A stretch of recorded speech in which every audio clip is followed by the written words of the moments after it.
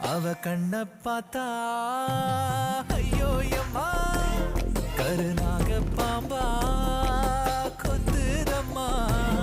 அவ கள்ளச்சிருப்புல கவ்வி இழுக்கிற சீம்பாலு நிலவள்ளி எறிகிற அள்ளி கோலத்துல ஆண்டாளு. அவ கண்ண பார்த்தா ஐயோ எம்மா